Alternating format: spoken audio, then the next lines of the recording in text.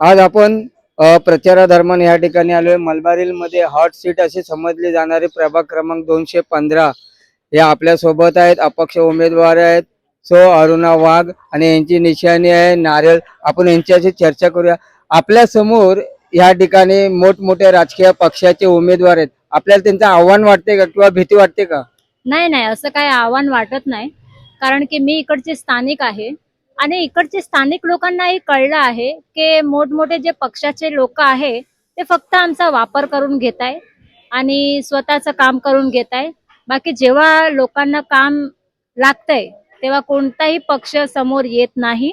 ते आता सगळे शाणे झाले आहे। आणि आता कसं आहे की एवढा मोठा एरियामध्ये आमचा 215 मध्ये तुलसीवाडीमध्ये SC सीट झाली आहे।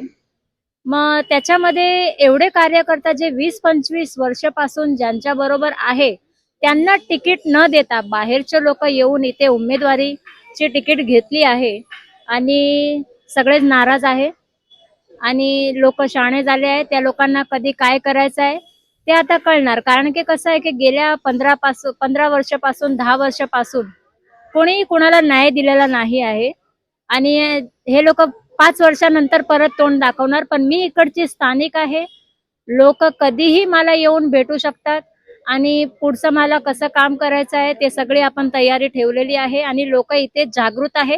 पण कसं आहे आता शेवटचं आहे, मग त्यामुळे लोक सत्ताला सोडू शकत नाही, त्यामुळे ते लोक त्यांच्या बरोबर काम करताय। बाकी आतून तर सगळे नाराज आहे, ते आम्हाला कळतंय। या होत्या रोकटोक आपल्या सोबत अपक्ष उमेदवार सो अरुणा वाघ। बघूया येणाऱ्या 15 तारखेला इकडचे जे मतदार आहेत त्यांना किती प्रमाणामध्ये मतदान करतात। पाहत राहा 24 दिव्य महाराष्ट्र न्यूज मुंबई।